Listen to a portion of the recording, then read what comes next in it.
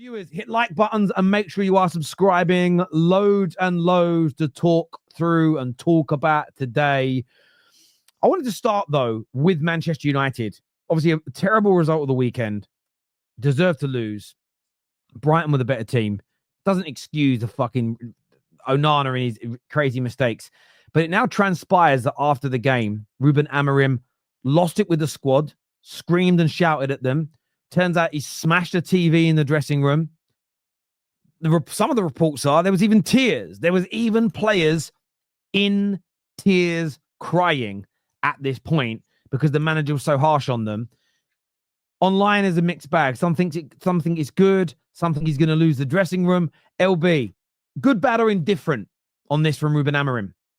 Hilarious. Very, very funny. You know what I mean? The demolition of Old Trafford has started already, guys. Amorim, you know what I mean? Started to break things inside the dressing room. The TV's gone. But, yeah, listen, I think that basically, though the rumour has it, yeah, that he didn't want to take the job at the time. He wanted to wait until the summer, right? Now, part of that is probably because he was flying with Sporting Lisbon. But I do think Amorim knew and knows that these players, a lot of them are trash. Even some of them that are not trash might not be able to play his system, like Kobe Mainu, who I think is a good player, but I don't think he can play in an Amorim system, in my personal opinion.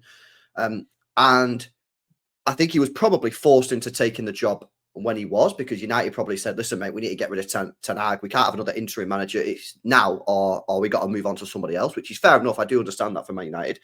And I think he's just getting wound up by the situation, which I understand. The players are letting him down, just like they let previous managers down. Obviously, previous managers are not completely faultless, but the players are a major, major issue at that football club. And I think he's just realizing that, like, oh, these players are trash, man. A lot of these players are really, really bad. And like I say, even some of the good ones can't play his system. So he's really stuck, and he's in a really, really tricky position at the moment at Manchester United, because it needs a full rebuild. So, like, when I'm talking about City, I say City need a rebuild, yeah? What I actually mean is we need, like, 6-7 players gone, max. And we need 7 or 8 players in. United need, effectively, a whole new squad. Bar maybe 3, maybe 4 players. Being serious. The goalkeeper's not good enough, yeah? Maguire, I think he's had a couple of good games, but he needs to go. Kobe Mainu, Mount, is he going to be used? Rashford, you've got him there. You got the 2 strikers that you spent £100 million on, plus a load of other ones that I can't even remember. They all need to go, and you need to buy players that can fit his system. Now, the problem that you've got is you've got to buy players that can fit Amorim's system, which is a completely different style to Ten Hag. If you do that and Amorim doesn't work, you're then limited in which managers you can go for, because you've got players to play a specific style. So you'd probably be having to look at Inzaghi, someone like that, if you moved Amorim on. I think he's got a really, really tough job on his hands. I think it would have been easier for United if they would have got a manager that could have just played a 4-3-3, sort of like standard sort of system that could have adapted to the players. But Amorim, I see this as well. I see a lot of people saying Amorim needs to adapt to the players. Completely and utterly disagree, and that's not because I want United to keep losing, because that's what's going to happen. But if Amorim adapts to the players, that's kind of what Ten Hag did a little bit, and it got him into trouble. Amorim has to play his style, and if anyone's got a problem with it, look at the board and say, well, why did you bring Amorim in then if you've not got players to fit the system? I think Amorim's got to stick to his principles. I think it's going to get even uglier than it is already, and you've got to hope and pray that Ineos and the board get rid of as many players as possible. I'd start it now in January and in the summer and make a full rebuild as quickly as possible. But this, my friends, is going to get uglier than it already is, because the players can't fit his system. But Amorim must not, in my opinion, yeah, and I'm not just saying this because they'll keep losing, because they will, he must not give in and adapt the system to the players. Because if he does that, I think it's chalk, man. He's got to just keep playing the system and identify which players can play it and which players can't. But to do that, you're going to take L's. And some games you're going to get absolutely battered.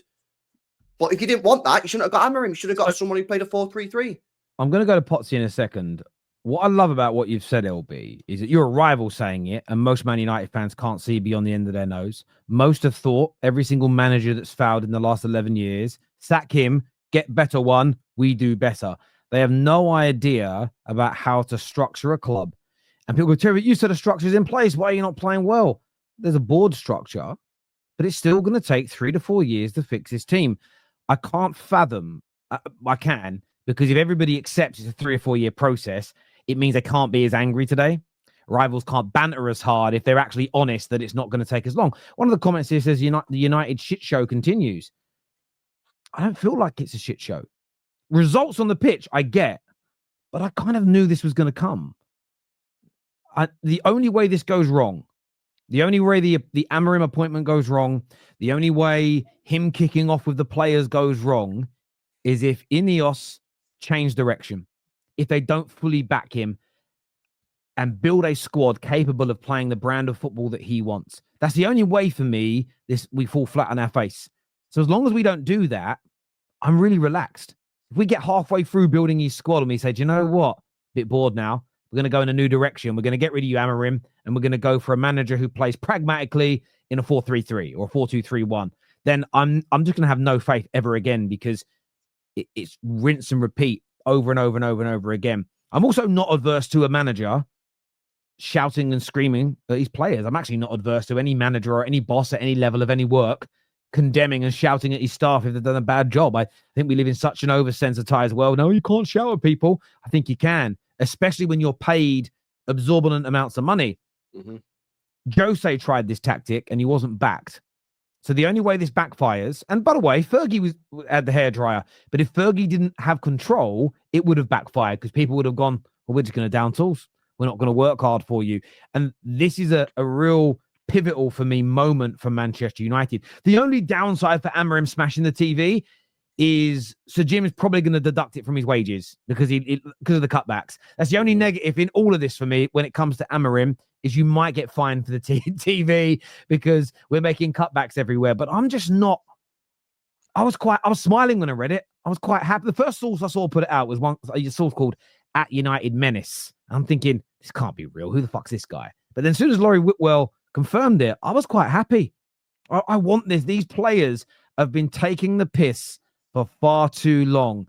They are soft. They are weak. They are nowhere near good enough to play for this football club. And I love one thing I've been told in the last couple of days. The players that we are looking to bring in, and hopefully 2 of them this window and more in the summer, athletes. The lack of athletic prowess in this Man United squad is embarrassing. We get beat to so many balls because we're just not fast enough. We get shrugged off so many balls because we're just not quick enough. And for me, I'm really happy with what Amorim did personally. I really, really am. Potsy, I'll hand over to you. Yeah, look, this is the result of years of neglect from Manchester United's owners, in my opinion, that they've just allowed money to be spent, 1.43 billion in 5 years, 5 managers, recruitment like that. Look at the money that's been spent, and the player quality is absolutely shambolic, in my opinion. And it's not just the big signings, 2 or 3 of them. It's just the whole lot of them. I'm with LB. And I said this to you a while ago, Terry. I know we were giving you a tongue-in-cheek banter about the Chelsea and Man United comparisons. And I just looked with my eyes and I thought, yeah, I can understand why Manchester United fans want this team to be as good as Chelsea's, but it's just not. And that's Chelsea, by the way, who aren't even anywhere near, in my opinion, ready to win a title. So you look at the comparison of what you guys have spent and to what Liverpool and some of the other guys have spent. We can look at minimum of, quite a lot of money either club. But I look at the squad and I just think, wow, really? That much money went on these players. And, there was a tweet, and I said this last night to LB and the boys. I said, there was a tweet from Paddy Power when he walked in, and it said, Amorim will be all right. All he needs is a new goalkeeper, a couple of fullbacks, a couple of defenders, a couple of midfielders, a couple of wingers, and a couple of strikers. He might have a good 11. Mm. And I laughed. I'm thinking now, actually, that wasn't very funny. That was probably spot on because, look, I'm not saying all these players are shocking, but in terms of where you want them to be, if you want Manchester United to try with that squad to get into the top 8, cool, keep it. Because with the manager in time, I think you'll probably get there, right? But if you're wanting to go for a title, you've got a hell of a lot of work to do. I like some of the young kids. I think Amad Diallo definitely is going to be a special talent. I like what he's brought to Manchester United and how he's been. But some of these players that have become your go-to over the last 5-10 years have got to go. I include Bruno in that. I include Marcus Rashford in that. I think you have to look at the recruitment of Xerxes and Højlund and think, what was all that about? And you've given, in my opinion, the biggest mistake that Ineos have actually made was keeping Ten Hag. Yeah. Because after that FA Cup, it should have been, do you know what? Off you go. We're bringing in who we believed is the next manager, whether it was Amorim at the time or not. And then we're giving them the full summer and the full of this season. Because you could have saved some of this from happening, because it is an absolute nightmare.